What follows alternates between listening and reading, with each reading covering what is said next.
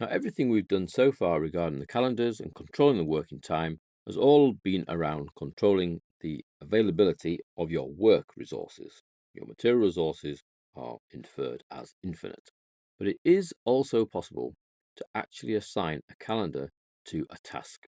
Now, the logic isn't totally there, but the capability is.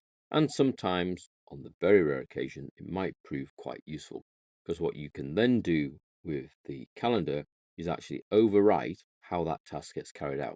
Because at the moment, when it has a resource, the task is carried out when that resource is available. If it doesn't have a resource, then the task is carried out during what is classed as the normal working time for your project.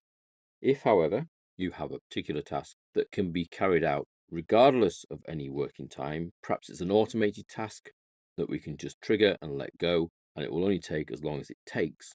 It doesn't stop at 5 o'clock, it carries on going until it's finished. Then these automated tasks, to make them work in your project, you might give them a duration with an E in it for elapsed. If you recall, we did that with the likes, but you could do that with a task. Task has elapsed time, or we could assign a calendar to it with the correct working time. So if we were to pick on one of our tasks in my kitchen, let's say, for example, one of the longer tasks, 3 days here, fix new units to fixings. If that were potentially an automated task that we could set a robot to do, then we're not restricted by 8 in the morning till 5 at night. But we could have some restrictions because we don't want noise during 24 hours, because that would be the easiest thing. Just say, make it 3 elapsed days. But if I make it 3 elapsed days, that's 3 concurrent days, so 3 lots of 8, which would be 24 hours of elapsed time. That's not quite what I'm looking for. I need the task to be carried out regardless of who's doing it, but it can finish at 10 at night. It can start at 6 in the morning. So the first stage is to create a new calendar. Just as we've already done, change working time, create new calendar, create new base calendar, and this is going to be called robots. Okay, now my robot calendar has an adjustment in the work weeks. Actually, they can work the whole week, on they? Saturdays and Sundays as well. So let's say every single day, set days to these specific working times. And our robot can start at a time that is not so antisocial that the noise is going to upset people. So let's go for 6 a.m. and we'll work all the way through to 9 p.m. with no break for lunch. The machine does not need to stop to eat. So, okay, that's now my calendar I've created. It's not used by anybody or anything at the moment. And then, okay. And then what I want to do is take that calendar and assign it to an individual task. So if I go into the task information for fit new units to fixings, on the advanced tab, there is the option to assign a calendar to this particular task. In the drop down, I see all the calendars, so the 24-hour, the night shift, and the standard, and my robots one.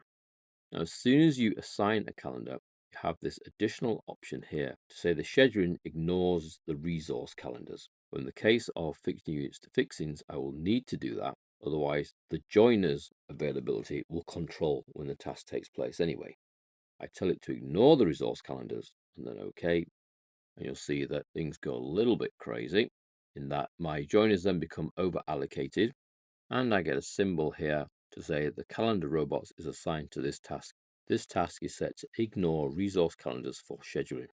So that task will work throughout those extended hours, which the joiners can't because they can only work a day. So now they're classed as over allocated. So it's sent the project a little bit crazy. Ideally, you wouldn't actually have any resources here assigned. So let's delete those. And we're using the task calendar to control how long this task will take. So it's a little out of the ordinary, but it is physically possible. You can create a new calendar or you can use one of the existing ones and assign that to any tasks you like under the advanced tab, calendar, choose it in the drop list, and then decide whether you're going to make the scheduling now ignore the resource calendar. Effectively, if you're assigning a calendar to a task, you're doing that because you want it to ignore the resource calendars.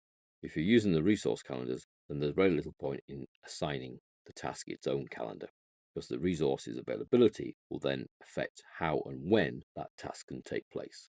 So you create your own calendar and you assign it to a task. That calendar can then control the availability, the hours of work, and everything that we've seen a calendar control anyway throughout this whole chapter.